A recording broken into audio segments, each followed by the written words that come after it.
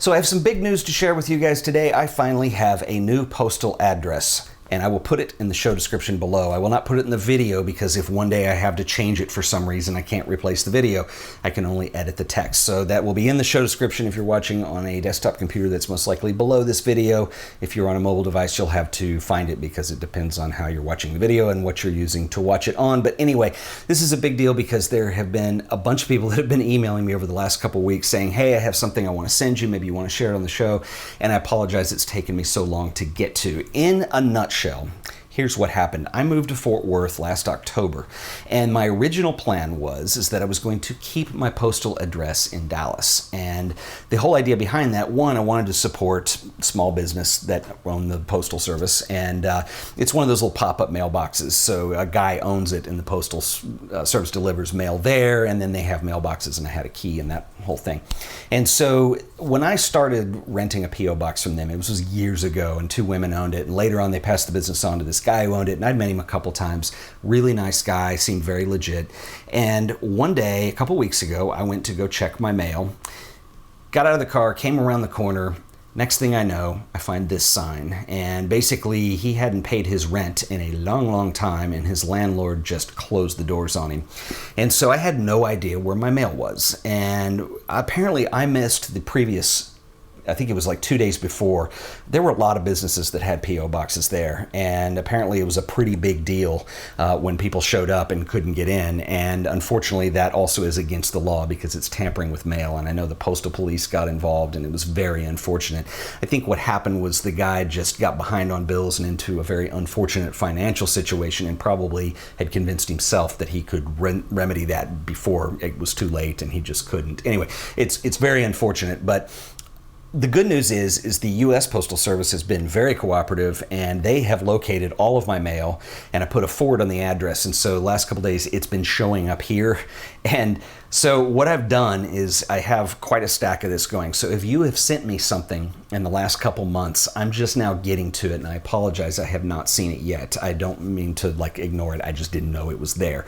So that was the situation. So that is over with. I have a new mailing address, and one of the things I want to do, last summer, I got into a pretty good groove here on the show of doing kind of mail stuff about once a week, once every 2 weeks, something like that. And I shared a lot of things on the show. David Brookover's book was part of that.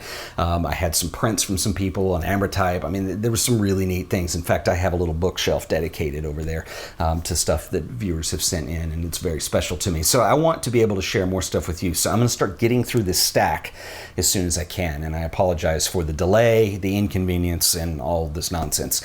But in this video, I want to share with you a book that came to me. This is a huge book. This is called Mexico, Fotografia y Revolucion, which basically is a compilation. This is a huge book of photography that was done during the Mexican Revolution. And this actually was a gift that was sent to me by Gabriel Wertman. And Gabriel is somebody that I met when I was in Mexico last month. He came to the meetup, and I have featured him on the show as well. When I came back, he had given me a book that he has that was basically a project that he's doing with this building that's going up in Mexico City. And it's this major project he's done around the construction of it. And I've shared that on the show. Gabriel's a super, super nice guy, a very talented photographer. And it was really a pleasure to meet him, and I felt bad because he had sent me this book a while back and I haven't gotten to it. And I want to share this with you, but let's go to where I can put this down and we can look at it. This is a fantastic book, and Gabriel included a really nice note with this and explained that he had become friends with this historian who put the book together, Miguel Berumen. And he said that Miguel essentially uses as one of his prime references for history reference, he uses photography. And so it was really nice that he had him write a little note to me in the intro to the book. And basically it says for Ted Forbes, and it says there were over 400 photographers who documented the Mexican Revolution. This is a small window into that world. And this book is absolutely outstanding. The print quality in here is gorgeous. This video is not going to do it justice because I've just thrown it on the dining table in here, but I wanted to share this with you because there's some amazing work. Now, what I'm getting to here, and the reason I wanted to share this book with you, is one of the things I'm working on for a slightly more long-term, more research-intensive video that I'm working working on is I want to do actually a couple videos giving you a little bit of a primer into the world of Mexican photography. Now I have 3 artists in the artist series who I'm going to be featuring, and before those videos come out I want to do this because I think it'll make much more sense, and I think you'll have a bigger respect for those artists if you know something surrounding Mexican photography. I personally believe that, and I saw this when I went to Mexico, and this is like the surprise of that unfolded during this whole project as part of the artist series, was that there is this wealth of culture and photography and art in Mexico that some of which is known internationally, but I think it's really kind of, it hasn't had its due. It doesn't get the respect it deserves on the world stage. I think we tend to favor work that's done in Europe or the United States, maybe Asia, and maybe Mexico, and I think we're really missing out on a wealth of material. So I want to do a couple videos that give you a little bit of a primer, because there really is a rich history to Mexico. The only thing I've ever talked about as far as Mexican photography on the show really has been Edward Weston and Tina Modotti when they went there in the 1920s, 1930s and became friends with Frida Kahlo and Diego and Trotsky and the whole crew down there. But neither one of them are actually Mexican photographers. They were part of that culture, but there's much more to it, and that's what I want to start getting into, and I want to talk about that before we get into the artist series. Anyway, I think that this book will be perfect for that because, you know, the history of Mexican photography, if you know anything about Mexican photography, the big standout name is Manuel Alvarez Bravo, who was more or less the Henri Cartier-Bresson of Mexico. This work is earlier.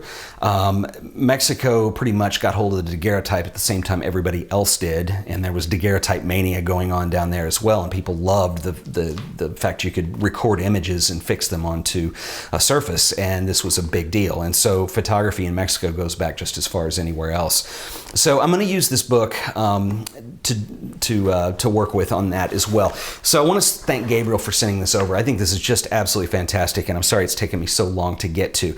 The other point I want to make about this is something that I noticed in Mexico as well, is like in terms of having a book purchasing addiction, this was bad news because there are a ton of stuff. Funding for the arts in Mexico is much different than what I'm familiar with funding in the arts in the United States. They have a lot more set aside for the arts. The arts play a very important role in that culture. And so you can go pretty much to any museum or bookstore and you can find all these books that are not available anywhere else in the world that are funded through some of these programs. And this book is representative of that. Very high quality stuff, not extremely expensive, which was mind-blowing. But being able to get in and share this kind of wealth of cultural recorded medium, I think is really amazing. So special thanks to Gabriel for sending this to me once again. I will put the new mailing address in the show description. And if you enjoyed this video, please remember to like it, share it, subscribe to The Art of Photography for more videos, and I will see you guys in the next one. Later.